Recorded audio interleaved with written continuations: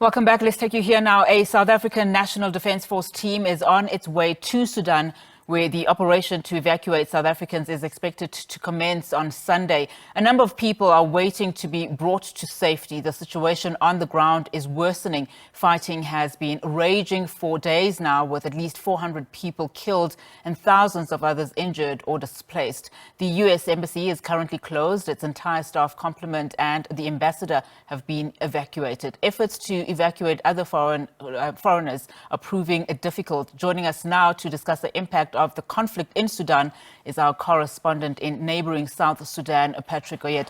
Patrick, thank you so much for your time this afternoon. Of course, we were speaking to our colleague Naba, who was in Khartoum at the moment, saying that the evacuation of people is becoming increasingly difficult because just that, truce was not honoured.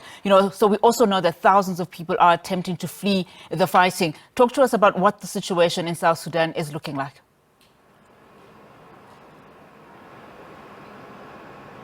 Yes, in South Sudan, some South Sudanese who are in Sudan have started arriving. Yesterday, 2 planes came. These people actually found their way to the border between South Sudan, and then they were airlifted to Juba. We have also had just a report from the IOM, International Organization for Migration, that is saying at least 2,000 Sudanese have already crossed into South Sudan, and that number is expected to rise because, of course, South Sudan has the longest border with Sudan, and because of the cultural connection with Sudanese, languages spoken in South Sudan and Sudan are all Arabic, and you find that that kind of connection. So a number of people are expected to arrive in South Sudan. What is making it difficult now is because there is no proper means of transport. People are coming by road, and also food coming from Sudan to South Sudan, especially in the northern part, have not been coming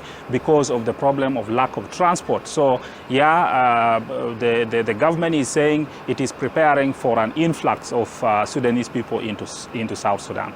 And of course, we know, there are about 7 other countries that at least, form around Sudan. So people have also been fleeing to Chad, Egypt and Libya, for an example.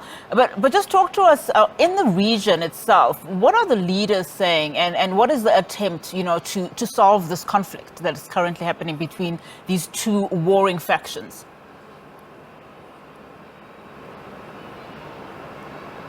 Yes, in the East African region, for example, the Intergovernmental Authority on Development had a meeting, a summit, a virtual summit. Heads of state and government met, and they decided that South Sudan's president leads a number of presidents, including the Kenyan president and Djibouti president, to go to Sudan whenever it is possible to land using a plane there, to talk to the generals who are fighting, to really stop fighting and go to a negotiation table. And we are receiving daily updates here from the office of the president and from the Minister of Foreign Affairs, saying yes, President Salva Kiir is talking to the 2 generals on daily basis. But then the challenge here we are seeing is that the messages, the information they're giving out, they're saying he's talking to them, telling them at least to have ceasefire, and the 2 generals agree to the ceasefire, but the ceasefire on the ground is not being respected. And also the 3 presidents have actually failed to go to Sudan because at the moment no plane can land in Khartoum, so it is making it very difficult. The only conversation they say they are having with the generals is just over the phone. Is it on the ground, what are people actually saying? We know, of course, they are caught, in between these generals fighting. A lot of people have been mistakenly saying that this is a civil war, which it is not.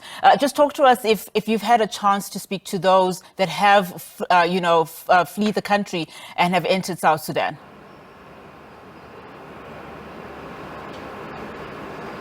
Yeah, first of all, South Sudan and Sudan, of course, were one country just a little more than 10 years ago. So there's a lot of connection. Almost everybody in South Sudan has a family in Sudan and vice versa. So that connection is there. So when the war is going on or the fighting is going on, some people say it should not be called war yet. But then it is affecting almost every family in a way, because you have members of the family, the other side. And of course, this is likely to slide into a civil war because it's dragging on. And in this kind of fighting in the city, you cannot really say that one side will outrightly win and finish the other side. It is not possible. Even if you push one side out of Khartoum city or other parts of the country where they are fighting, they are likely to go to the desert of the Sudan or the forest and wage a civil war. So it is likely to slide into that if no solution is found. And then Sudan is a country of generals, is a country of armed groups. There are very many armed groups. For example, if you move to the southern part of Sudan, you find you have in Nuba Mountain the Sudan People's Liberation Movement. There are factions there. You go to Darfur, there are very many armed groups, about 7 of them. So all these armed groups are just sitting on the sideline watching what is going on. And most of them have their leaders in Khartoum. So if anything happens to their leader now, whether their homes are attacked or they are injured in this fighting, they are likely to join on one side or the other side. Then it will complicate the entire conflict, making the whole country really to slide into civil war. All right, Patrick, let's leave it there for now. Thank you so much for that update. Patrick Oyet, our correspondent, and he's in neighbouring South Sudan, just giving us the very latest of what is currently happening in Sudan.